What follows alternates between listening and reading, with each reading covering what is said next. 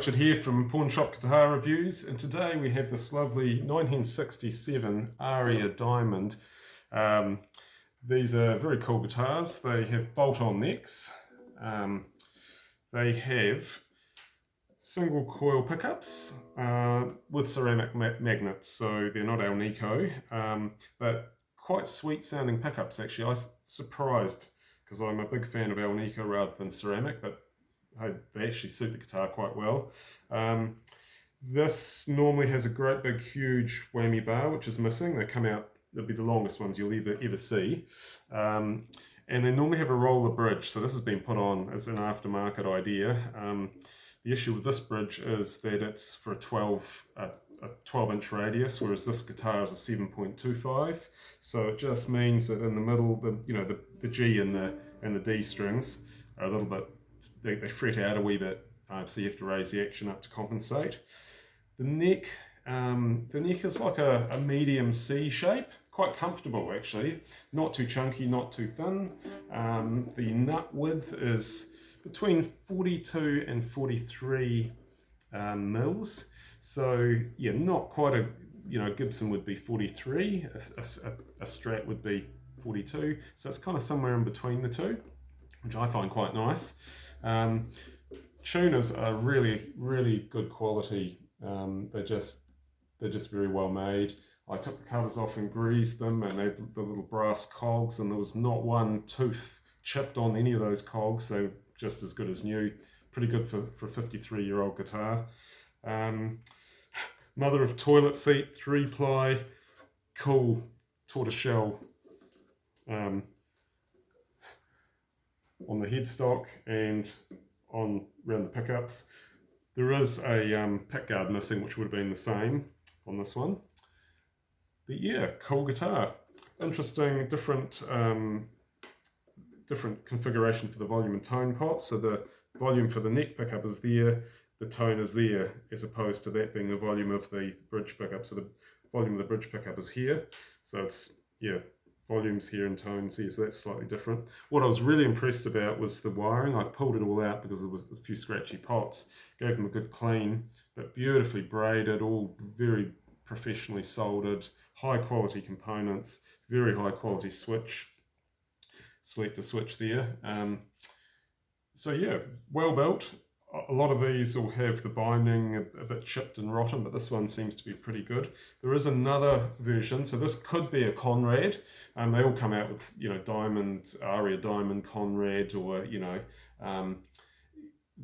there is another one with more pointy bits here, so it's more like an SG type. It's only these bits that are pointy on that. And I have played a couple of them, and I have a feeling they have a slightly slimmer neck. So it's something to be aware of if you're looking at these. Yeah, this one seems to be, they've kind of modelled this on a 335, so I guess they wanted the neck to feel a bit more like a Gibson. The other ones are a little bit slimmer. Okay, so the sound of these pickups. Pickup outputs. So the bridge pickup is roughly 9, and the neck is about 6.5. And they're non-potted, so non-potted pickups in a hollow body guitar. As you can imagine, plenty of feedback can be had. So it could be a challenge in a band situation. But I'll flip this on and give you a little bit of a demo.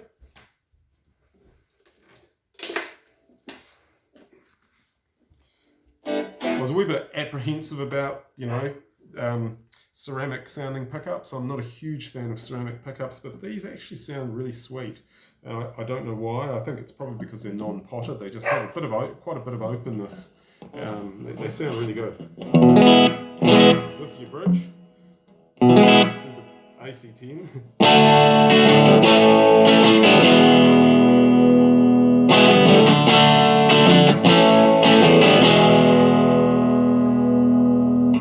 Okay, neck.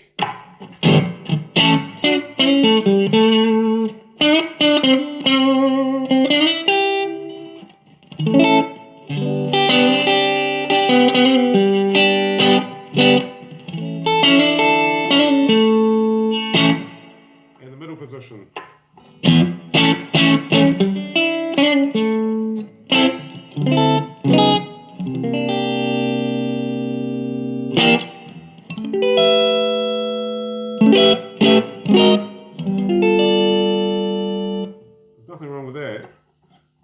really nice. They would be great for jazz or...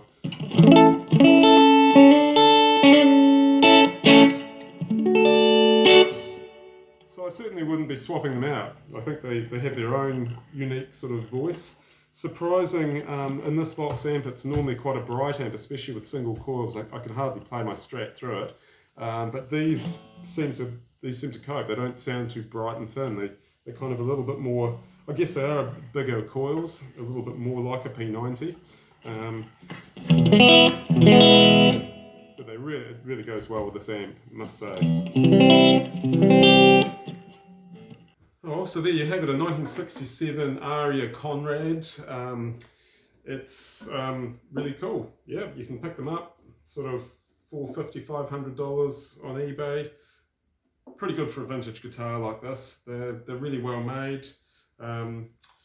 Yeah, quite interesting. I think if I was keeping this, I probably would leave the pickups in. It's tempting to try and get some really nice P90s or something like that, but I think it would kind of ruin the vibe of the guitar. It's got a certain vibe about it with those pickups.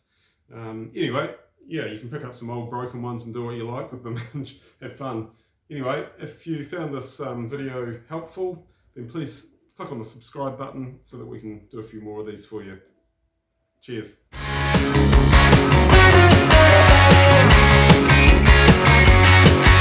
They're heading on down to the mall. I promise I'll fun for them all. The checkout girls on a phone.